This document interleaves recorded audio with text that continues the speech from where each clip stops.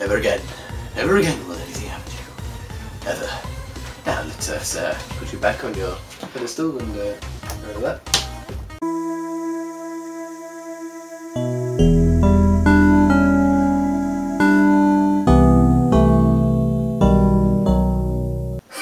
Sadness.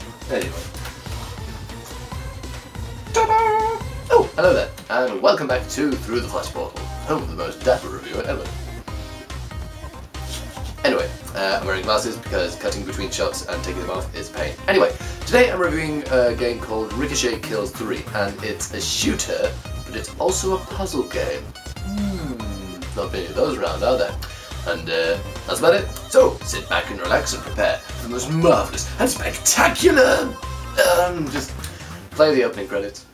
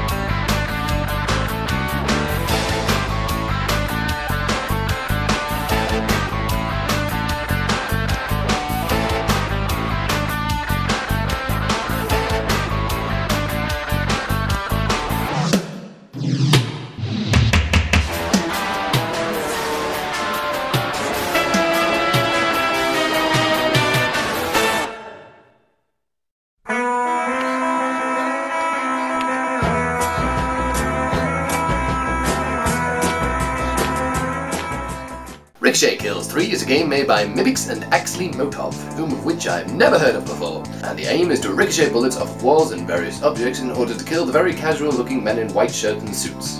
And that's about it, though I'm unsure of his motive. Okay, also, there's no story as usual, so allow me to present some piece of shit I made up while I was slightly inebriated.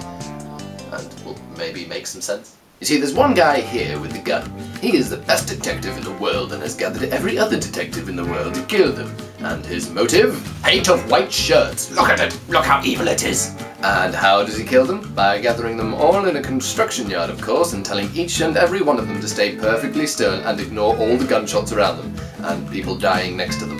You'd think all these ace detectives would deduce that they're about to be killed when there's some art in the corner meticulously firing at exploding barrels. The gameplay itself is simplistic in design, so if your nan starts to play, she won't start asking questions like, how do I shoot?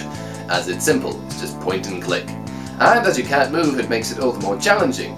But it's also easy to play, but hard to master as the levels get harder and harder as you progress. It's like at first all you have to do is point and shoot at the guys, with one or two ricochets, but then certain elements are added such as boxes, switches and explosives, which are awesome. Also, the difficulty curve is just ridiculous. I mean, you first start off, bang, oh, ricochet, ricochet, oh, he's dead, level clear.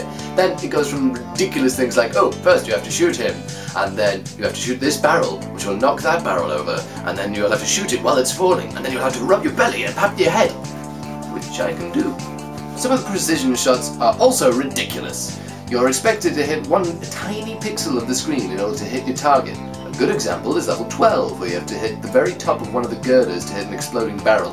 Now, the visuals at first glance are quite okay and just look alright, but on closer inspection, the foreground things look quite boring, and also, like, they're all in a noir style. That's like the girders and the characters you shoot and the character itself. But all the background characters look really nice and well detailed, which is really weird, because the backgrounds are ace and the foregrounds are lacking, which makes me suspect that the background and foreground were made by two different people entirely. And it doesn't really work, because the backgrounds look all nice and colourful, and the foreground is all dark and noir, so it just kind of clashes.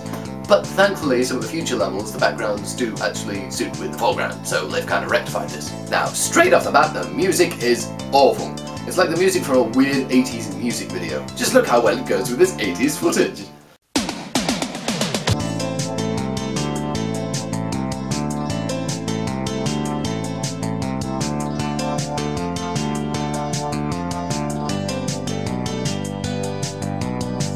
So relevant. Although on the flip side, the sound effects for the game are great, The gunshots are clear and the squishing crunch sound when you shoot someone is just so satisfying.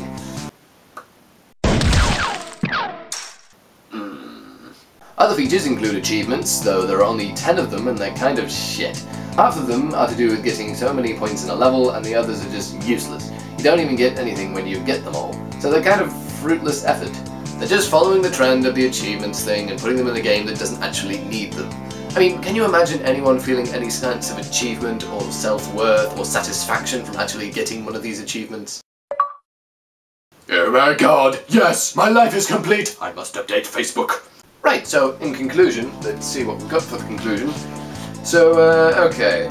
No story, no upgrades. The gameplay is addicting but gets monotonous and boring after a while. Visuals are mismatching but kind of nice. The music is irritating but the sound effects are really good and make up for it in a kind of way. And the other features are basically non-existent. So this is overall a kind of meh Flash game. I'm gonna have to give it a 5 out of 5. Sorry, 5 out of 5. It's 5. Sorry. As I said, it's just kind of you can check it out in the description below, the link is there, and that'll do. Join me next time when I'll be reviewing Motherload. Secret agent man, secret agent man, they've given you a number and taken away your name.